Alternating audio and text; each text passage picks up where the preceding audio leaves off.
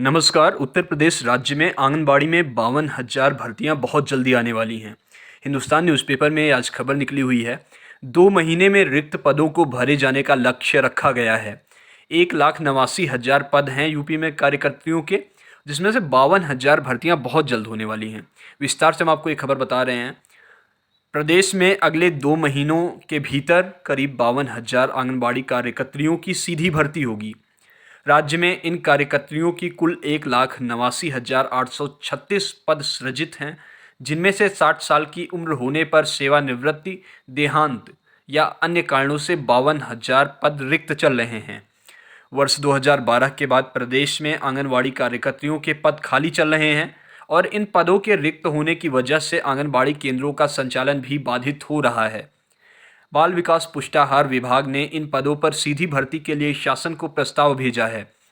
इन आंगनबाड़ी कार्यकर्तियों को 4,000 रुपये मासिक मानदेय, 1,500 रुपये मासिक मानदेय केंद्र सरकार विशेष प्रोत्साहन राशि और 400 रुपये प्रतिमाह मोबाइल फ़ोन रिचार्ज का दिया जा रहा है। अगर कुल मान के चलें तो मान के चलिए 6,000 रुपये महीने मानदेय दिया जा रहा है। सीधी सी जो कुछ बातें हैं, विशेष बातें हैं, वो अभी से शासन को प्रस्ताव के लिए भेजी गई हैं। पहला ये है कि विधवाओं को चयन में वरीयता मिलेगी। जो भी विधवा महिलाएं हैं, तो अगर उनकी आयु सीमा 21 वर्ष से 35 तक की है, तो भर्तियों में सबसे पहले विधवा, फिर परित्यक्ता और उसके बाद गरीबी की रेखा के नीचे जीवन यापन करने वाले परिवार की महिला को वरीयता दी जाएगी। महत्वपूर्ण बात यह भी है कि सुपरवाइजर के 3,000 पद खाली हैं। शैक्षिक योग्यता में मेरिट में प्रतिशत के आधार पर भर्ती होती है। इसके अलावा विभाग में करीब 6,000 सुपरवाइजरों में से 3,000 पद रिक्त चल रहे हैं। इन रिक्त पदों को पदोन्नति और सीधी भर्ती से भरा जाना है।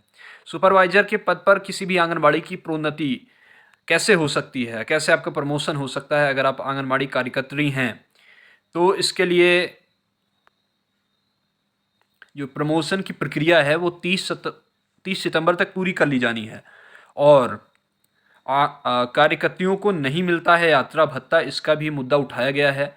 बताते चलें कि प्रदेश के लगभग 1,37,000 आंगनबाड़ी केंद्रों पर ही कार्यकर्तियां कार्यरत हैं और 52,000 पदों पर भर्ती न होने की वजह से एक एक कार्यकर्ती पर कई केंद्रों की देखभाल की जिम्मेदारी है, जिसकी वजह से केंद्रों का भली भांति संचालन नहीं हो पा रहा है।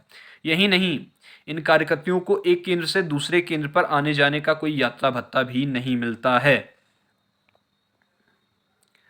अच्छा, कौन से लोग आंगनबाड़ी कार्यकर्त्री के पद पर अप्लाई कर सकते हैं? तो कार्यकारी निदेशक बाल विकास पुष्टाहार विभाग उत्तर प्रदेश सरकार के कपिल सिंह, उनका स्टेटमेंट है कि अभी तक आंगनबाड़ी कार्यकर्तियों की भर्ती में 10वीं पास शैक्षिक योग्यता निर्धारित थी, मगर बीते अगस्त में केंद्र सरकार ने इसमें बदलाव करते हुए 12वीं पास तय कर दिया है। शासन के मार्गदर्शन में विचार विमर्श के बाद प्रस्ताव तैयार किया गया है। केंद्र के इन निर्देश के अनुपालन में चयन प्रक्रिया तय की जा रही है। मतलब अगर आप 12th पास आउट हैं, वो महिलाएं या वो युवतियां जो 12th पास आउट हैं, वो आंगनबाड़ी में कार्यकर्त्री पद के लिए आवेदन कर सकती हैं। फॉर्म वगैरह कब आएगा, वो बाकी डिटेल्स आपको समय के साथ हम साझा करेंगे।